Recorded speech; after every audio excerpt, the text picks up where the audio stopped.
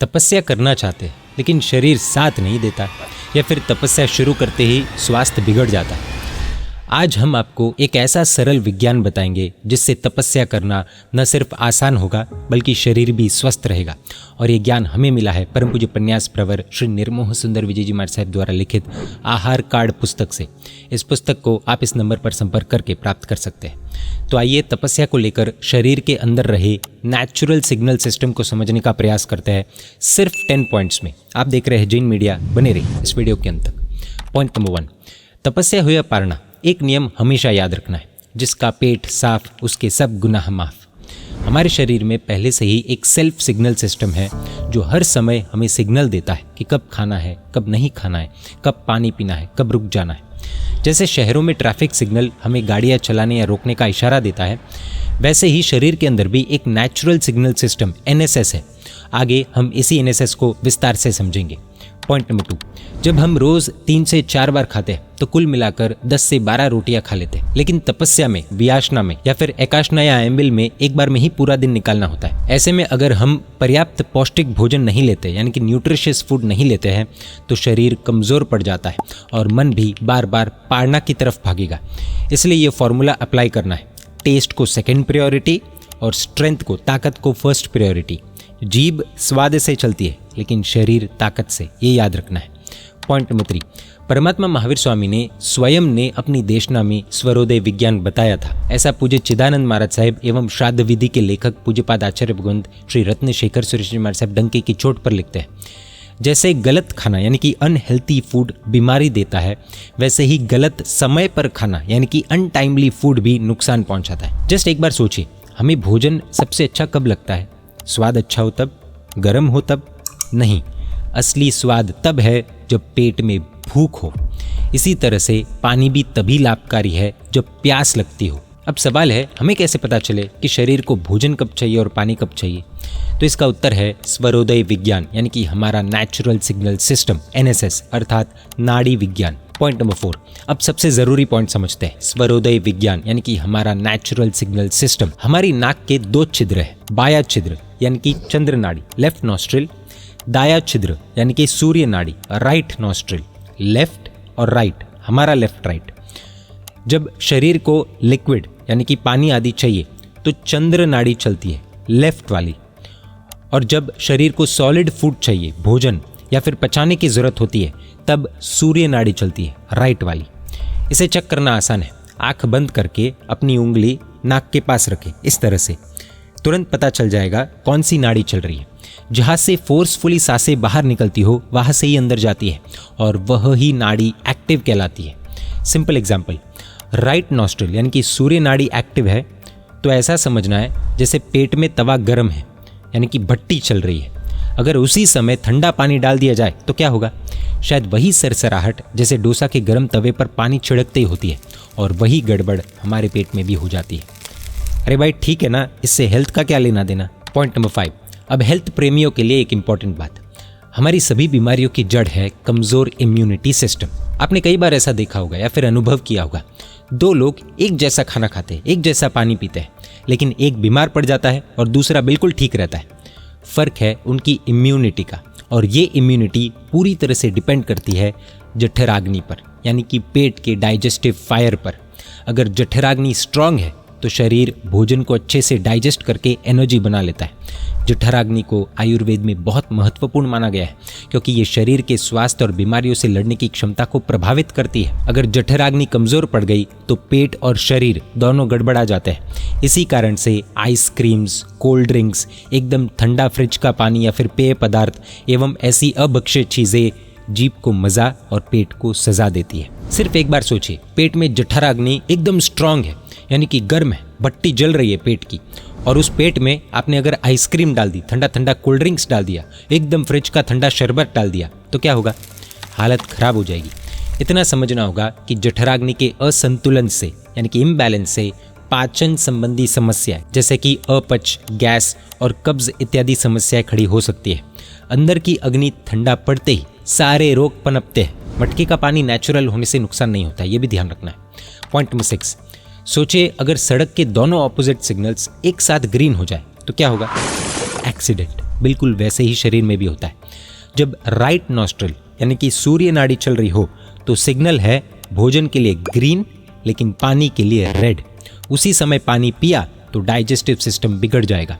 और जब left nostril यानी कि चंद्र नाड़ी चल रही हो तो सिग्नल है पानी के लिए ग्रीन, लेकिन भोजन के लिए रेड। याद रखने के लिए इस तरह से याद रख सकते हैं। एल यानी कि लेफ्ट लिक्विड अर्थात पानी, एल लेफ्ट लिक्विड। राइट यानी कि सूर्य नाड़ी यानी कि सन, एस यानी कि सॉलिड अर्थात भोजन। एकदम सिंपल है, left liquid right solid, left liquid right solid. हमारा लेफ्ट हमारा राइट, सामने वाले का नहीं, ये ध्यान रखना है। इसे उल्टा करना मतलब शरीर से दुश्मनी करने जैसा है।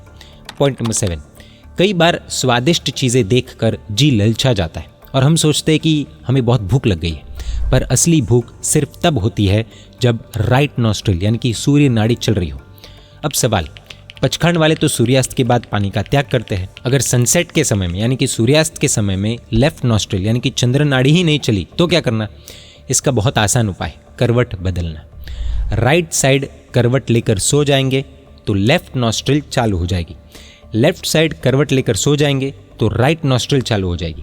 ध्यान रहे इसमें 2 से 5 मिनट लग सकते हैं और कभी कभी तुरंत असर नहीं भी हो सकता है, नाड़ी अनाड़ी होती है। इसलिए सनसेट से थोड़ा पहले ही नाड़ी देखकर पानी पी लेना चाहिए ताकि एंड मोमेंट में बीपी ऊपर नीचे नहीं करना पड़े। प्लीज़ नोट, भोजन के पहले और भोजन के बाद 45 मिनट से 1 घंटे तक पानी नहीं पीना है। एम्बिल वगैरह में हो सके तो काली मिर्च जिसमें भी डाली हो वो चीज़ अवॉइड करनी है, क्योंकि काली मिर्च से हेडेक, वॉमिटिंग जैसी प्रॉब्लम्स हो सकती है। एक और बात याद रखनी है, ईट वाटर ड्रिंक फूड। भोजन को इस तरह से खाना है जैसे पानी पी रहे, यानी कि कवल चबा चबा कर मुंह में ही जूस जैसा बना देना है और फिर गले से नीचे उतारना है। अच्छे से चबाने पर लार यानी कि सलाइवा भोजन के साथ अच्छे से मिलती है। लार में मौजूद एंजाइम्स जैसे कि सैलिवरी एमिलेज पाचन की प्रक्रिया को पहले ही शुरू कर देते हैं। इससे पेट पर कम बोझ पड़ता है और अपच, गैस, एसिडिटी की समस्याएं कम होती है। ईट वाटर यानी कि क्या? पानी को इस तरह से पीना है जैसे भोजन कर रहे हैं, यानी कि पानी को धीरे धीरे एक एक घूंट गले से नीचे उतारना है। कुछ लोग एक बार में ही पूरा 1 गिलास पानी गले से नीचे उतार देते हैं, एक श्वास में ही पूरा गटक लेते हैं। ये अच्छी आदत नहीं है। पॉइंट नंबर 8, याद रखिए, सही नाड़ी में पिया हुआ पानी घी का काम करता है और गलत नाड़ी में पिया हुआ पानी जहर का। यही नियम भोजन पर भी लागू होता है। आपने नोटिस किया होगा, कभी 12 बजे बहुत भूख लगती है, पर अगर हम कुछ न खाएं तो 1 से 1.5 घंटे के बाद भूख अपने आप गायब हो जाती है। क्यों? इसका कारण है जब राइट नॉस्ट्रल यानी कि सूर्य नाड़ी चल रही होती है तब पेट में डाइजेस्टिव जूसेस यानी कि गैस्ट्रिक एसिड, पेप्सिन आदि रिलीज होते हैं। इसे साइंस में सेफेलिक फेज ऑफ डाइजेशन कहते हैं। ये असर करीब 10 से 60 मिनट तक रहता है। स्वरोदय विज्ञान कहता है एक स्वस्थ इंसान की नाड़ी लगभग 48 मिनट्स तक एक तरफ चलती है और दिन भर में करीब 30 बार बदलती है। और अगर कभी दोनों नाड़ियाँ एक साथ चलती हो यानी कि दोनों छिद्रों से हवा आ रही हो जा रही हो तब क्या करना? तो इसे येलो सिग्नल मानना है। उस समय में न खाना है और न ही पानी पीना है। पॉइंट नंबर 9, अगर तपस्वी एनएसएस के हिसाब से चले तो तपस्या और पारना दोनों आसान हो जाते हैं। सही नाड़ी यानी कि राइट नॉस्ट्रल में भोजन लिया तो थोड़ा ज़्यादा भी खा लिया तो डाइजेस्ट हो जाएगा, लेकिन गलत नाड़ी में हेल्थी चीज़ भी नुकसान कर सकती है। गलत नाड़ी में पिया हुआ पानी भी रोग दे सकता है। प्रश्न, वाह ज़बरदस्त विज्ञान है, तो अब रात को भी नाड़ी पहचान कर खा पी लेंगे तो क्या समस्या है? बिल्कुल नहीं, उल्टी खोपड़ी वालों की बुद्धि उल्टी ही चलेगी।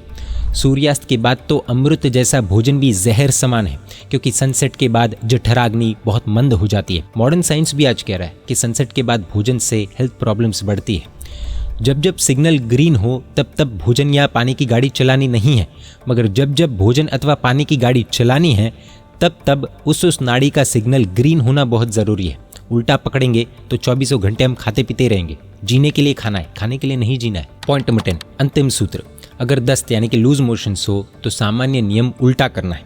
चंद्र नाड़ी यानी कि लेफ्ट नाड़ी में पानी नहीं पीना है, बल्कि सूर्य नाड़ी यानी कि राइट में पानी पीना है और भोजन चंद्र नाड़ी में करना है। अगर कब्ज यानी कि कॉन्स्टिपेशन हो तो सीधा नियम ही अपनाना है। हमारे पूर्वज इस विज्ञान को प्रैक्टिकली अप्लाई करते थे। हमने हमारे पूर्वजों को बहुत अंडर एस्टिमेट किया है। सौराष्ट्र में भोजन करते समय बाएं घुटने के नीचे लकड़ी की एक चीज़ रखी जाती थी जिसे ढींचणी कहा जाता है, ताकि सूर्य नाड़ी चालू हो जाए और भोजन अच्छे से हजम हो सके। इसलिए याद रखना है कि हम भले तपस्या न कर रहे हो, लेकिन अच्छी हेल्थ के लिए भी एनएसएस को फॉलो करना बहुत ज़रूरी है। गुरु भगवंत के पास ऐसे सैकड़ों तपस्वी आ चुके हैं जिन्होंने इस एनएसएस को, नाड़ी विज्ञान को प्रैक्टिकली अप्लाई करके उपवास, आयंबिल आदि तपस्या बिल्कुल सरलता से की है। ऐसे अनेकों अनुभव आए। हेल्थ और तपस्या को लेकर और भी अनेकों बातें आहार कार्ड पुस्तक में दी है, तो इस कॉन्टैक्ट इन्फॉर्मेशन पर संपर्क करके आप पुस्तक प्राप्त कर पढ़ सकते हैं। आप भी इस नेचुरल सिग्नल सिस्टम को कुछ दिनों तक प्रैक्टिकली फॉलो करके कमेंट्स में अपना अनुभव जरूर शेयर कीजिएगा। सभी तपस्वियों को, आराधकों को इस एनएसएस के द्वारा शाता पहुंचे और सभी का तप सरलता से पसार हो, यही परमपिता परमात्मा से प्रार्थना। सभी तपस्वियों की, आराधकों की खूब खूब अनुमोदना। जय जिन शासन, जय महावीर।